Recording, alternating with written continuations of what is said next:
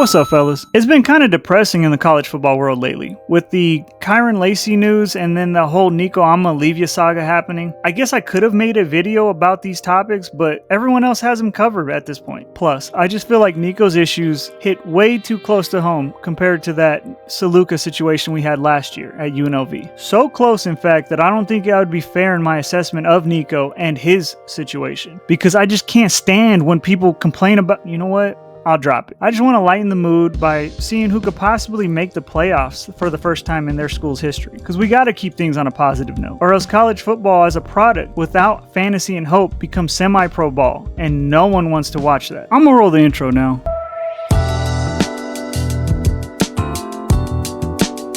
So let's just jump into it with the Yellow Jackets. Georgia Tech's current win total is at 7.5, which is solid, but it tells me they're clearly moving in the right direction under Brent Key. Since he took over in mid-2022, they have gotten better each year under his leadership. So it isn't out of the realm of possibility that they can jump up and win 10 plus games in a conference that's considered to be the weakest of the Power Four right now. Side note, ACC, ADs, and fan base, please don't let these broadcast companies and other power conferences Big Ten, SEC, kill you guys off. Y'all need to be better. Don't let them do you like they did the Pac-12. Anyways, looking at Georgia Tech's schedule, you start off with a Colorado team that's replacing everything from last year's team, including its heart and soul. So you should have the edge there. After that, all but 2 games should be wins, or at the very least, competitive back and forth games. The immediate losses I see are Clemson week 3, and of course, clean old-fashioned hate with Georgia. I like the name, a little corny, still cool though. That game last year is honestly why I'd put them on this list. I feel like they finally fought back against their bully and almost won. Sure, Georgia wasn't as good as prior years, but shit, man, at least they did something this time. If Haynes King can play half as good as he did in that game for the entire season, Georgia Tech could definitely warm their way into an ACC championship game or even a playoff spot with some luck. Moving on, let's look at Nebraska next. Their win total is also sitting at 7.5. I'm putting them here strictly off the Matt Rule year 3 metric, at least when it comes to college football, because Panthers Matt Rule year 3 was not good. That's besides the point. By now, he usually has his teams ready to compete for conference championships. So it's really not that far-fetched to think they can take a big step up in record. They have the most important position down, and even though I don't like the guy Dylan Ravioli, I know it's Raiola, relax, you have to respect his ability. A quick look at their schedule, there really isn't a team on here that you don't think they should win against. I guess maybe Michigan week 4 or Penn State in November. Like personally, I don't want them to beat USC, but it could happen.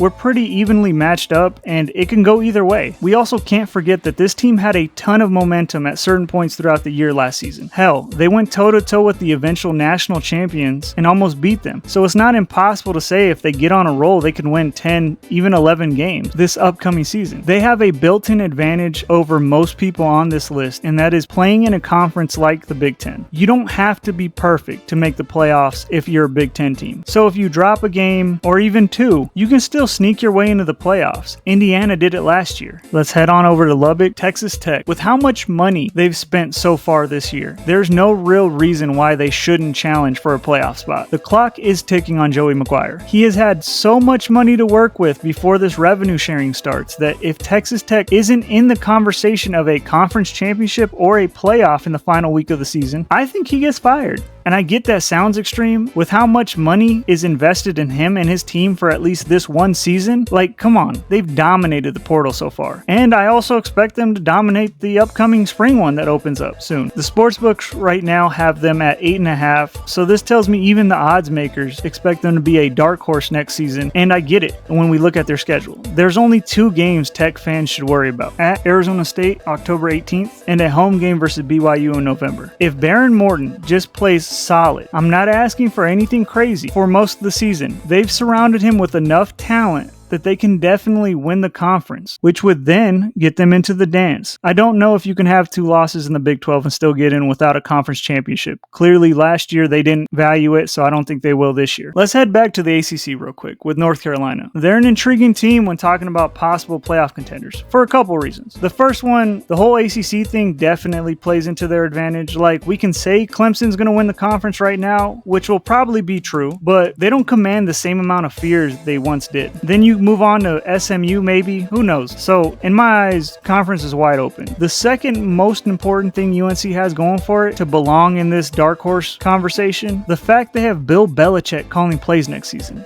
And yeah, it might end up like Deion's first year where it's just a complete disaster. I don't know. But I give the statistically greatest NFL coach of all time the benefit of the doubt when it comes to coaching football at any level. To be truthful with you though, this one is the longest shot on this list. UNC has no talent on roster. At least talent that we all know of. I think that could change in the spring portal window, but still I don't think it'll be enough to make them immediate contenders. Sportsbooks have them right now at a over-under 7.5 wins. I definitely think they can overachieve, but I can also see a season where it's just terrible. So they're the biggest question mark in all of college football. But if we do look at their schedule, it's very winnable. The only ones where they're clearly not going to even be able to compete, at least in my eyes right now, Clemson and maybe TCU to start the year. But if they can get on a roll and ride that momentum, I can see them possibly making to the ACC championship game. It all depends on where the ball falls on a couple of these games, and it's giving them an outside shot at the playoffs. Bottom line, I just wouldn't discount that evil little gremlin, Bill Belichick. If we look at the group of 5, JMU's schedule sets up perfectly for a playoff berth, with the only real loss right now I see on that schedule is Louisville, and that's a very winnable game for this JMU team. Everyone else is definitely beatable. I would even say they're favored in all the other games, especially in conference. As long as they keep building off of the momentum they had last year, the Sun Belt Conference as a whole is considered a upper echelon G5 conference. It's no Mountain West now. It is respectable enough though that people would start putting them in the conversation for the G5 playoff spot. Of course, their playoff berth would depend on other G5 powers losing at the right time, but it's not impossible. I like what they have to offer. Their head coach Bob Chesney is a proven winner at any level he's ever coached at. Their quarterback Alonzo Barrett is a very good group of 5 quarterback. My only issue with this team is their backup quarterback. If you know, you know.